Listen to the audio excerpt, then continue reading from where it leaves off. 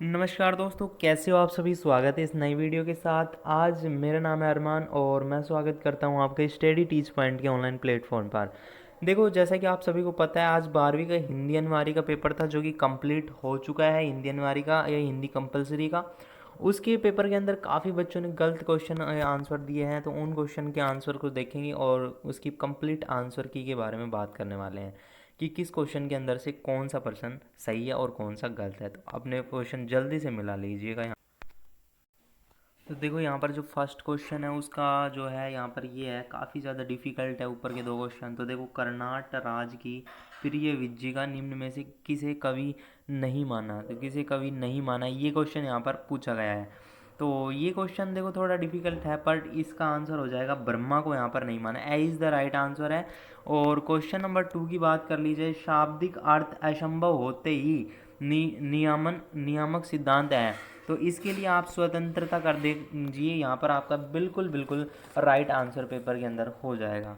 And next जो question है उसकी अगर बात की जाए कि भगत जी बेचते थे, देखा ये वही बाजार दर्शन चैप्टर से आया है। चूरन बेचते थे भगत जी, क्या बेचते थे? चूरन। क्वेश्चन नंबर 4 है, बालक ललचाया। तो देख लिए काफ़ी लोगों ने यहाँ पर मिठाइयों पर टिक किया है, जैसे कि स्टूडेंट ने कर रखा है, बट ये यहाँ पर चांद इसका जो राइट आंसर वो होने वाला है, क्योंकि ये रुबैया जो चैप्टर था आपका उससे कनेक्ट कर रहा है ये क्वेश्चन। ठीक है। क्वेश्चन नंबर 5 है, किसी भी भाषा को जानने के लिए किसका ज्ञान बहुत आवश्यक है। देखो, किसी की भाषा को अपन जब जानते हैं तो उसके लिए व्याकरण जरूरी होती है कि वो सही ढंग से लिखी है या नहीं। उसके बाद क्वेश्चन नंबर 6 है, समाचार लेखन में किस शैली का प्रयोग होता है। देखो, समाचार लिखने के लिए उल्टा पिरामिड शैली का बहुत ज़्यादा प्रयोग होता है, क्योंकि सबसे पहले वह बहुत ज़्यादा लोगों को अट्रैक्ट करने वाली खबर को डालते हैं, फिर थोड़ा कम, फिर थोड़ा कम। आप देखोगे लास्ट पेज में छोटे मोटे मौत वगैरह की खबर डाल देते हैं ना, ऐसे।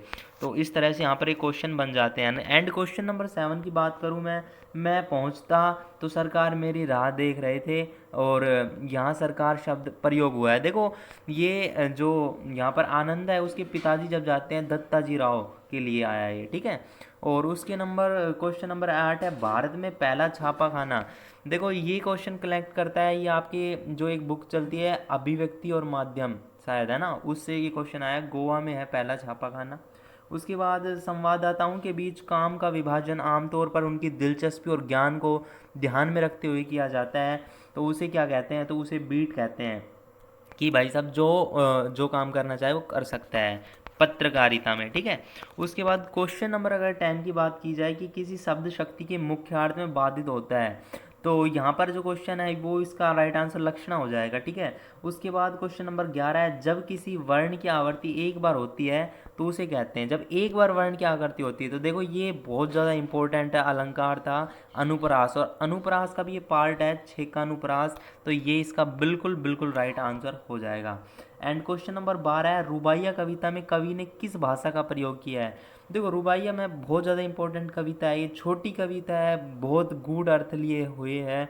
तो इसमें कवि ने किस भाषा का प्रयोग किया है ये भी आपसे काफ़ी बार पूछा जाता है। तो यहाँ पर खड़ी बोली इसका राइट आंसर हो जाएगा। एंड क्वेश्चन नंबर 2 की तरफ चलते हैं, फटाफट से आंसर मिला लीजिएगा और कमेंट कीजिएगा आपके कितने नंबर है स्टडी ट्यूज पॉइंट के ऑनलाइन प्लेटफॉर्म पर। तो विचार विनिमय के माध्यम को कहते हैं। देखो, विचार और विनिमय, आदान प्रदान, इसके माध्यम को देखो बेसिकली यहाँ पर भाषा आपका आपने किया है, तो बिल्कुल ठीक आंसर हो जाएगा भाषा। एंड क्वेश्चन नंबर 2 है, हिंदी भाषा की लिपि है, हिंदी भाषा के लिए देवनागरी लिपि है। देखो, हिंदी भाषा के लिए देवनागरी, ठीक है, देवनागरी लिपि, ठीक है, देवनागरी। तो ये आपने किया तो राइट आंसर हो जाएगा।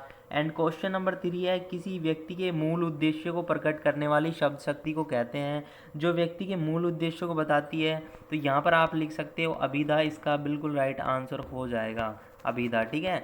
तो यहाँ पर आपने अभिधा किया है तो बिल्कुल ठीक है। एंड क्वेश्चन नंबर 4 है, स्वर्ण को ढूंढत फिरे कवि ने व्याभिचारी को चोर बताया। बिल्कुल बिल्कुल रिपीट, एंड लास्ट बार भी ये क्वेश्चन आया था, तो इसके अंदर आ जाएगा श्लेष। ठीक है, श्लेष का ये एग्जाम्पल है। एंड क्वेश्चन नंबर यहाँ पर अगर बात की जाए 5 की, रचना के आधार पर शब्द के भेद होते हैं।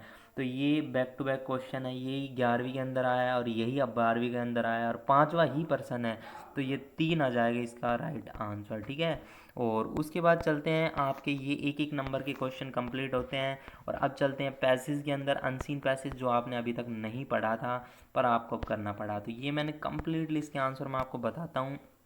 फर्स्ट है ना, भक्त लोग किस विभूति का अवलंबन करते हैं, तो इसमें दिव्य विभूति, किसका दिव्य, कैसी विभूति, दिव्य विभूति, तो फर्स्ट का आंसर हो जाएगा दिव्य विभूति।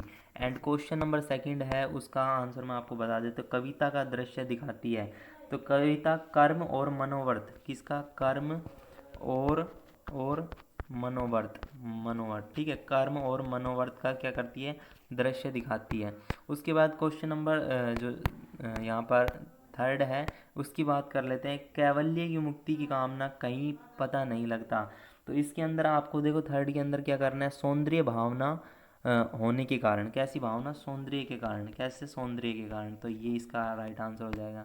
एंड क्वेश्चन नंबर 4 है, कवि ने किन कर्मों को मनोवर्तियों का उल्लेख किया गया है, तो यहाँ पर उदारता हो जाएगा, एक तो इसका पैसेज के अंदर है उदारता, एक हो जाएगा वीरता, एक हो जाएगा वीरता के साथ त्याग, और एक हो जाएगा आपका दया, ये कुछ दिए हैं यहाँ पर पैसेज के अंदर, तो ये इसका राइट आंसर हो जाएगा। फिर क्वेश्चन नंबर 6 है, उसका शीर्षक, जो चीज़ बहुत बार रिपीट की जाए वो शीर्षक होता है हर बार, तो इसका जो शीर्षक है वो कविता और सौंदर्य, क्या है, कविता के बारे में बात की गई है और उसके सौंदर्य, तो कविता और सौंदर्य, ठीक है, तो ये इसका राइट आंसर हो जाएगा। एंड क्वेश्चन नंबर यहाँ पर 4 है, वो यहाँ पर देखो ये भी पद्यांश है पर ये पढ़कर उत्तर देना है, अपठित है ये भी, तो फर्स्ट का जो आंसर हो जाएगा वो कि कवि स्वयं के प्रश्न क्यों करता है, तो देखो इसका जो रीजन था वो ये था कि जीवन के आपी धापी में स्वयं को तलाशने, खुद को ढूंढने के लिए, ठीक है। क्वेश्चन नंबर जो 2 है वो है, कवि मौन क्यों है, तो इसके लिए आपने कर दिया होगा कि मान मर्यादा में है इसलिए वो मौन है, ठीक है, क्या है, उसको मान मर्यादा है इसलिए वो मौन है, तो 1 2 हो गए। क्वेश्चन नंबर 3 है, कवि अनुराग का संसार कैसे रचता है, देखो अनुराग, तो प्रच्छन्न धाबों का अनुभव कर कर, किसके अनुभव करके, प्रच्छन्न धाबों का क्या कर कर, अनुभव कर कर क्या करता है, अनुराग का संसार रचता है। एंड क्वेश्चन नंबर आप 5 देख सकते हो, पद्यांश का उचित शीर्षक, तो बार बार रिपीट होती है वो वही चीज़, उचित शीर्षक होती है कवि का आत्म परिचय, ठीक है, कवि का आत्म परिचय, ये लिख सकते हो आप, एक तो आत्म परिचय, या फिर आपने यहाँ पर किया होगा मैं किसको ढूंढूं, है ना, ऐसा कुछ, ये भी इसका राइट आंसर हो जाएगा। तो इस तरह था ये आपके छोटे क्वेश्चन है। एंड उसके बाद 2 2 नंबर के क्वेश्चन आ जाते हैं अपाइज कैमरामैन वाले चैप्टर से, यशोधर बाबू के चैप्टर से, बाबू सारे सेक्शन के इसरार करने के लिए सिल्वर वेडिंग के यहाँ पर इनसे आ गई, वही क्वेश्चन है जो मैं बताता हूँ आपको।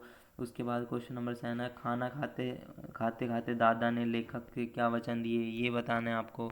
एंड यहाँ पर भगतिन के बारे में हर बार क्वेश्चन आता है, ये आपको पुटअप होता है, ये आपको बताना है। पहलवान का ढोलक से यहाँ पर कहानी की मूल संवेदना, तो ये सारे क्वेश्चन कहीं ना कहीं बहुत ईजी हैं चैप्टर के अंदर से। फिर सह प्रसंग व्याख्या एंड सह प्रसंग गद्यांश की व्याख्या और पद्यांश की, क्वेश्चन नंबर 18 के अंदर आपको दिया गया है निबंध, ठीक है, तो ये आप कर सकते हो। थैंक यू सो मच, मिलते हैं नेक्स्ट वीडियो के साथ, तब तक के लिए जय हिंद जय भारत।